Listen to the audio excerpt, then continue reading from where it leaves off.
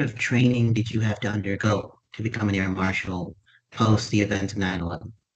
Yeah, thanks, Aman. Look, I did my military career in three phases, probably.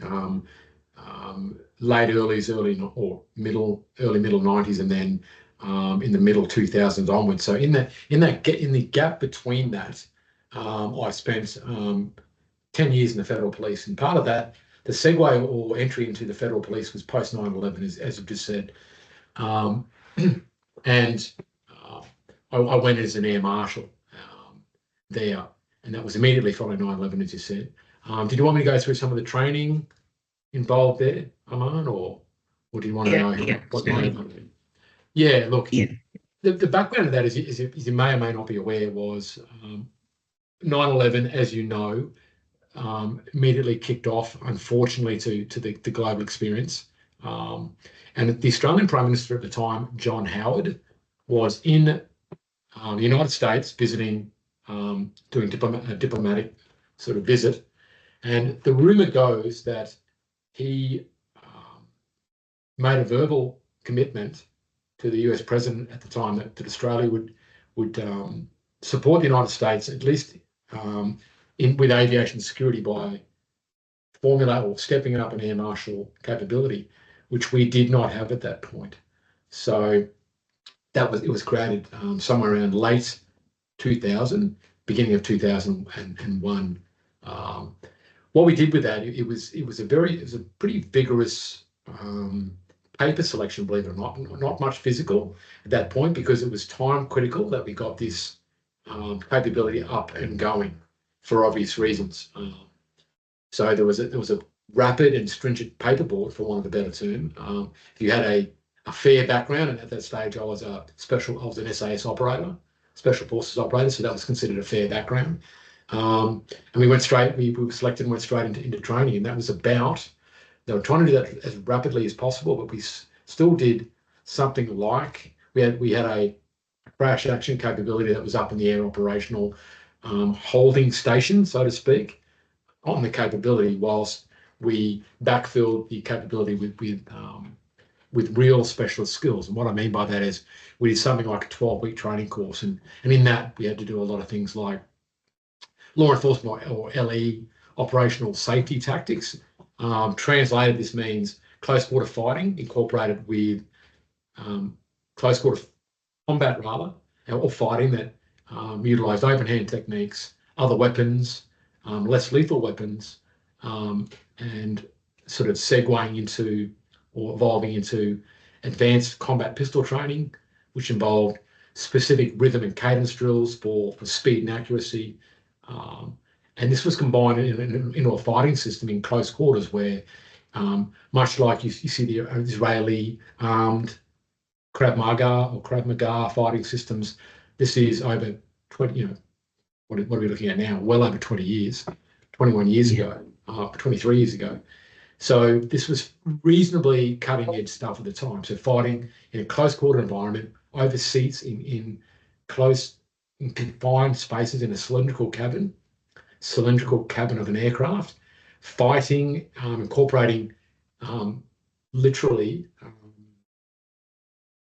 I guess, close quarter fighting to end someone's life if needed, combined with a pistol. So fighting with a pistol as opposed to pistol fighting.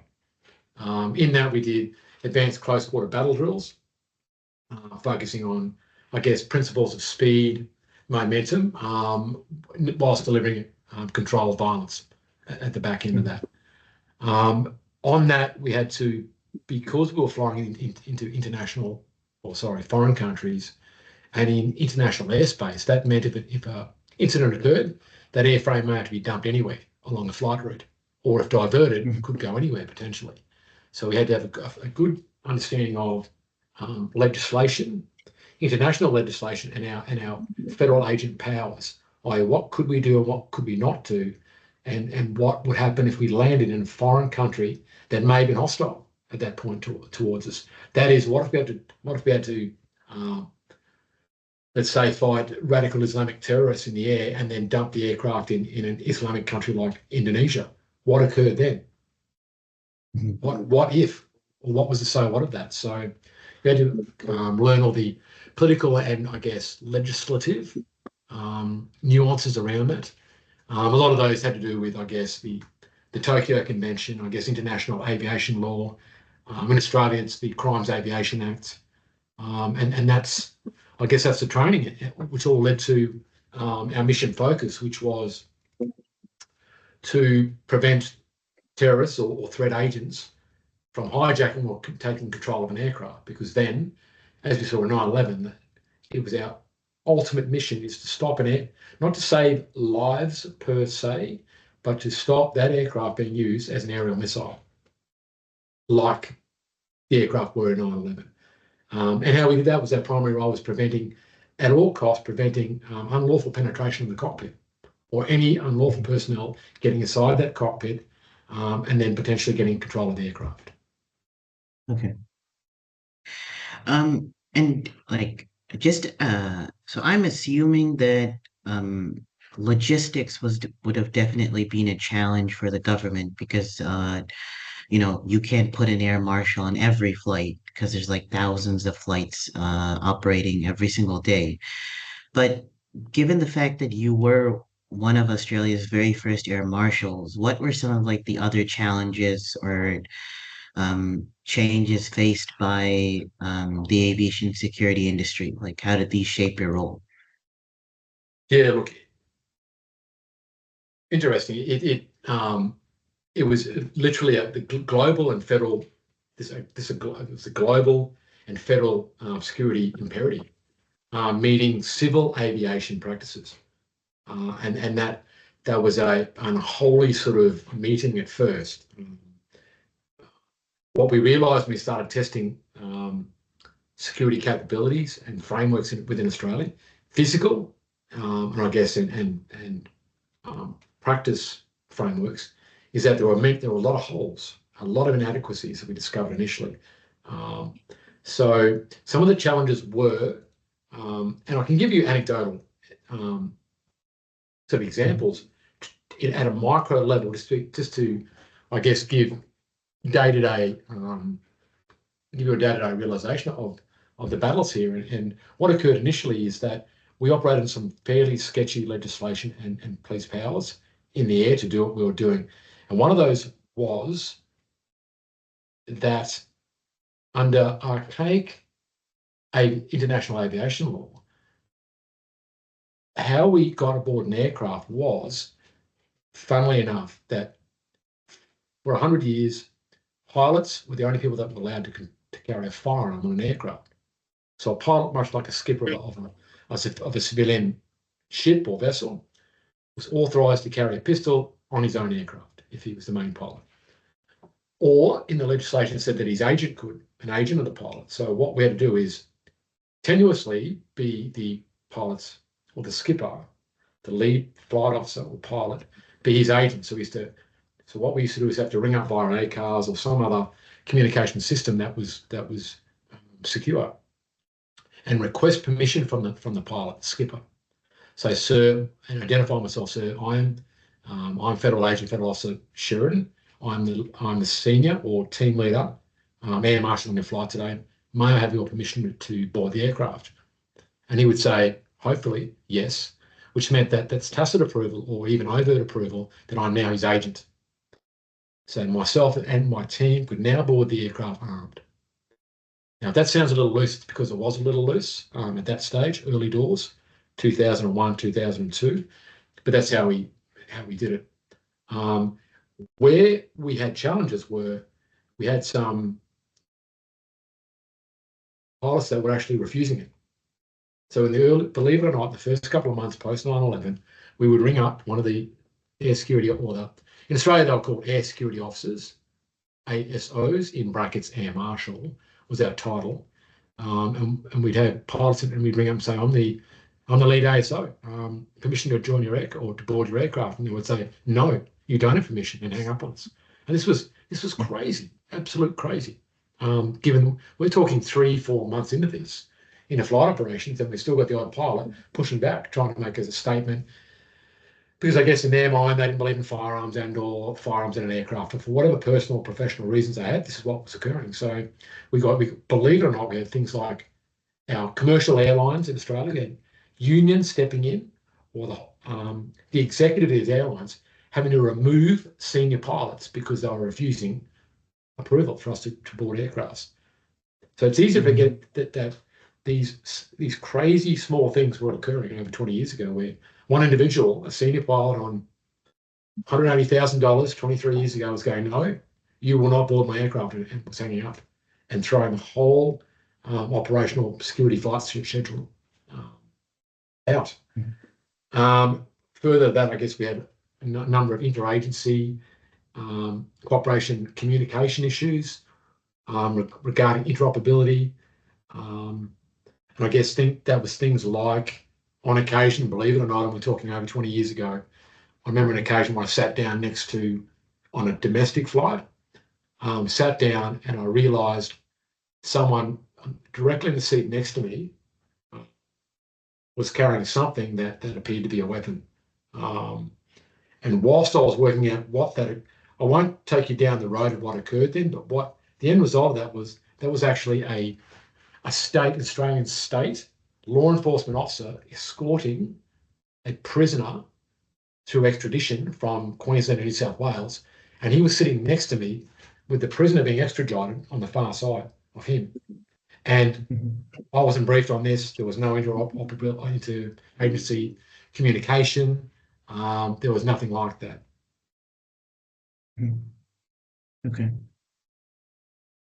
So, um, I think you have already covered this, but like, as your tenure as an air marshal, like, how did the nature of threats evolve? Like, what were some of the like significant shifts in the types of threats you encountered at the start and towards like the very end of your career as an air marshal?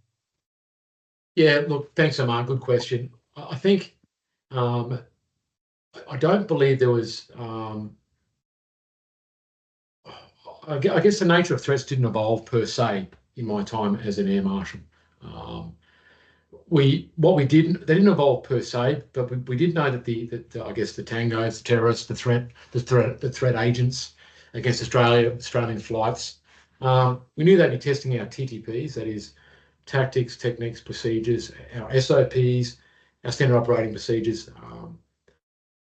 Um, we knew that with a view to that, or once studying our techniques, they would be evolving theirs and generally conducting plans and their modus operandi to defeat us at some point. Uh, I guess that the major annoyance there was, or I guess the challenge was being a high level of readiness all the time for hours and hours, hundreds of flights where um, I guess a high level threat doesn't present itself, but having to deal with, I guess, non-terrorist threats on occasions, and which was against their SOP. So we're talking about violent passengers because they're affected by alcohol or other drugs, or just uh, deciding they're having a bad day and want to mistreat other passengers or staff. So um, having to disengage or not remain covert or discreet, and not engage or deal with a threat that was non-terrorist related. Because if it wasn't directly threatening the cockpit or the stability of the aircraft, theoretically we were not to break cover and get involved. We were Mhm. therefore the top tier threat only, and that was to Yeah. stop another 9/11 like incident occurring, not to stop Mhm. two angry drunks punching on down the back of the aircraft. Yeah. Okay. Yeah, that does make a lot of sense. And so in today's day in 2024, technology has basically completely changed our lives. But back in the early 2000s, the iPhone wasn't really there, or technology had not really taken a strong force yet. But how did it play a like if at all, like how did it play a role in enhancing aviation security in the early 2000s? Like, and how has the reliance on technology evolved since then? Look, I guess the main tech changes that I've seen are in general passenger screening procedures and luggage and um, the physical security that is at the airports. Uh, when I first started operationally as an air marshal, we were talking about, I guess, I think it's Garand or something like physical metal detectors used on personnel, and certainly at regional airports, some kind of rudimentary um, X-ray machine where personnel would step through, and even on some occasion in regional airports in Australia, there was little to no X-ray screening of carry-on baggage on an aircraft, that is hand luggage.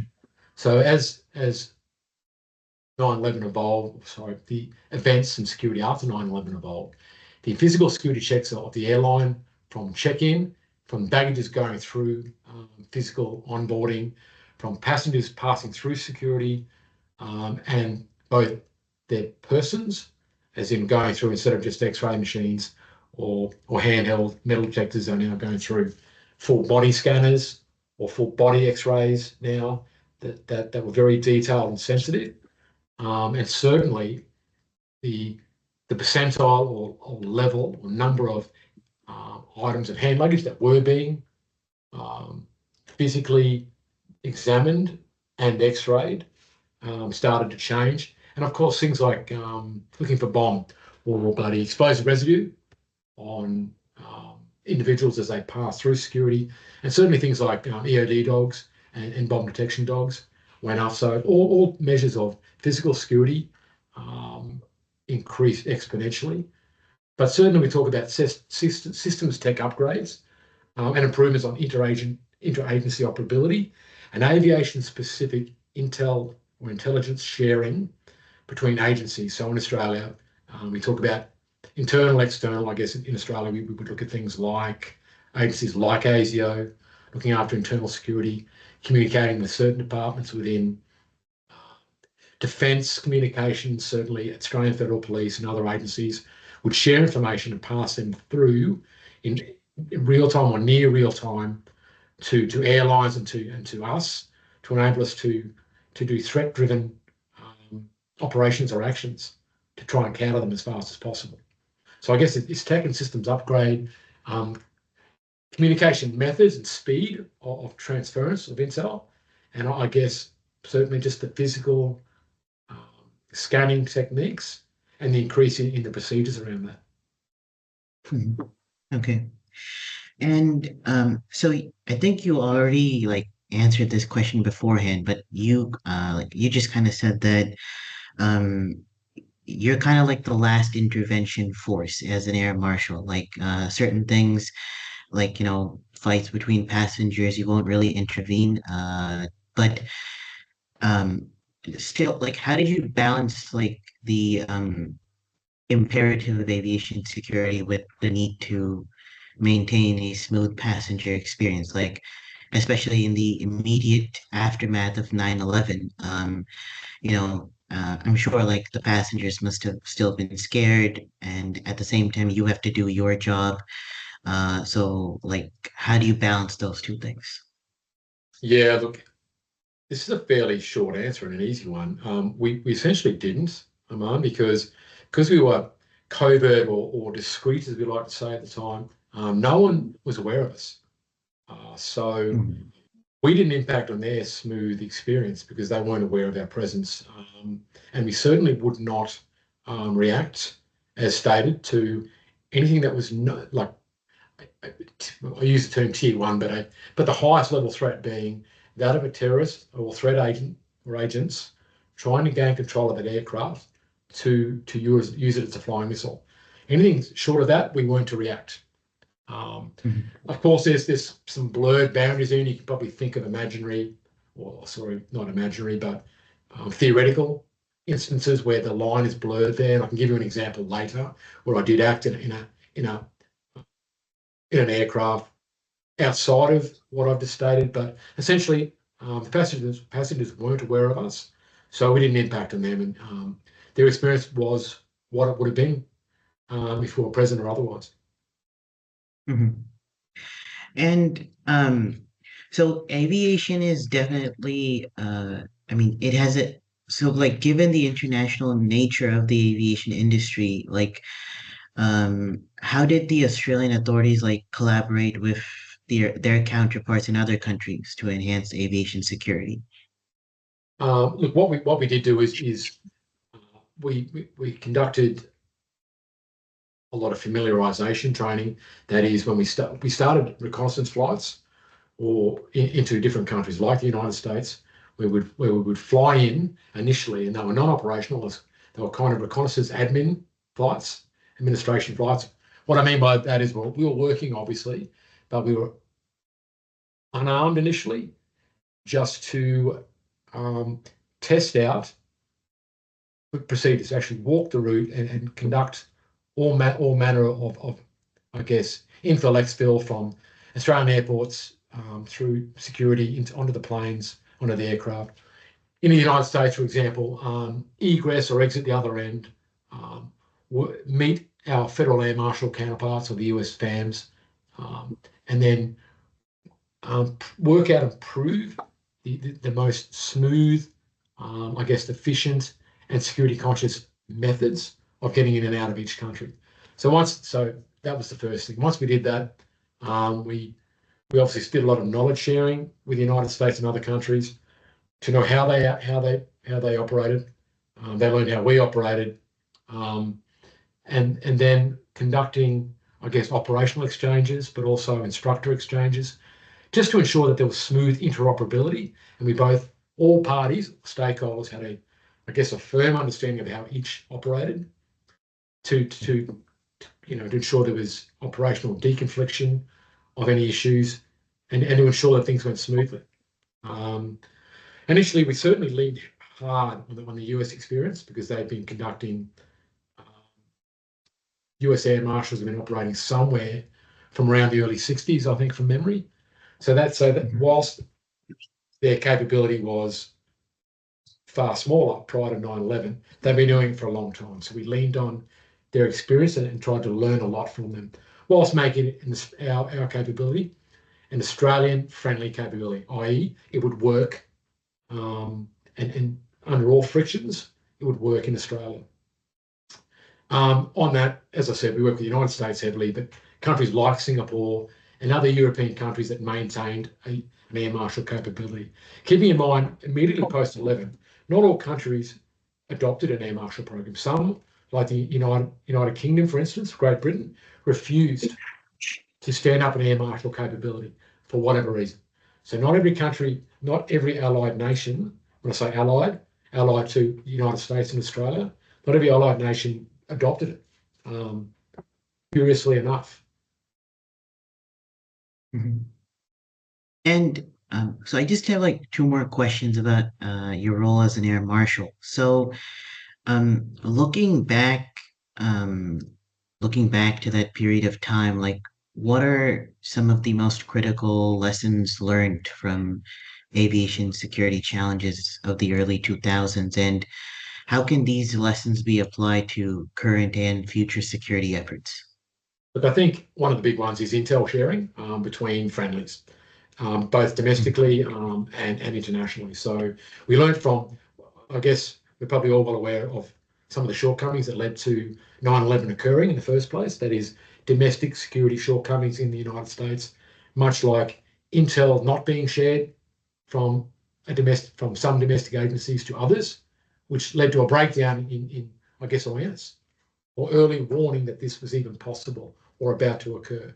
So we've learned that we must intel share um, I guess, a timely fashion, or in a rapid, timely fashion. We must do that both domestically with our own people, but also to our trusted allies. So we need to help each other out with intelligence gathering and passing of information. And I guess we need to learn that um, there was a lot of intel for a number of years. We'd seen hijackings occur previously in third world nations and in Europe, and we'd stopped a lot of potential catastrophic aircraft hijackings prior to 9/11 And I guess for some reason we never took that threat seriously. So what I would say is, moving forward, we can never be complacent. We always, state and international allied security agencies need to remain vigilant and never think that this threat goes away. It does not. Mhm. Okay. And so the Australian Federal Police were responsible for the Air Security Officer program, and this agency was dissolved many, many years ago. And again, I'm not sure, but I believe the concept of having an air marshal on board is not as prevalent today as it was in the early 2000s. Like, why do you think that is? Like, why don't why aren't air marshals there as much as they were back in the early 2000s? Yeah, look, to address that, I guess there's two parts to that question. Just to clear up, the after our Prime Minister, Mr. John Howard, made an indication to the United States President post 11 we would have a air marshal capability. When at the coalface, or where the rubber hit the road in Australia, um, no agency really wanted to touch it at first. It was considered a political hot potato. It was offered to the Special Air Service Regiment. They refused to take the role. It was offered to the Australian Federal Police initially. They refused to take the role as well. So it was placed under the Attorney General's Department in Australia. So it kicked off under the Attorney General's Department. Now, a year or two into that, once the capability was proven, if the Australian Federal Police seemed to be only too happy then to adopt the capability, so it fell under the auspices of the Australian Federal Police late 2002, early 2003. Now, as you said rightly at the start of this interview, there are so many numerous domestic and international flights in the world. Clearly, no air marshal can be on every flight. We know that. So it's always air marshals are randomly placed, but they're also intelligent. They're, they're placed according to intel. So if there's particular flights that are targeted or deemed more vulnerable for political reasons or because of intel gained, those flights at short notice can have air marshals redirected, um, and placed on those aircrafts. Harking back to the last question, I guess since it's now over 20 years since 9/11, I think a lot of security agencies and politicians, I guess, have become complacent. They want to place their election dollars elsewhere. So when they're promising to their electorates or their voters where they're going to place election dollars, some of the dollars now get diverted away from things like air security and the Air Marshal program in Australia, at least. So what you see there is a lack of vigilance because it hasn't occurred in a long time. Therefore, their likelihood is deemed to be lower. The threat is deemed to be lower, and it's out of sight, out of mind, as in things haven't occurred for a long time. So that is, threats haven't occurred in a long time. So we start through lack of dollars and decreased funding to things like the Air Marshal program. We find that lack of funding means that we have to decrease the capability, as in have less personnel actually providing those flights.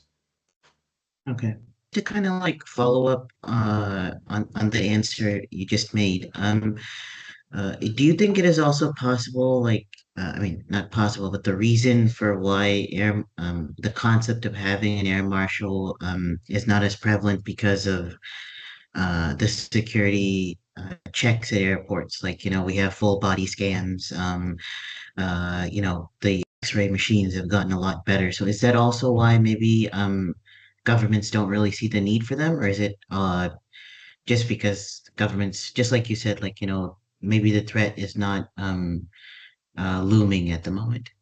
Yeah, look, that's a very astute question, Aman. I think it's since you brought that up, I think it's a combination of both. I think it's certainly what I mentioned, but you are certainly correct in the fact that increases or improvements in physical security and the frameworks surrounding that have become more robust and improved. It certainly means that from a risk matrix or a risk perspective, we potentially can lower the number of the number or the Air Marshal capability, certainly. Also, it allows politicians the ability, or I guess heads of security agencies, it allows them the ability to explain away or have a reason why they can decrease the capability due to the physical improvements, as you stated. So a bit of both. Okay.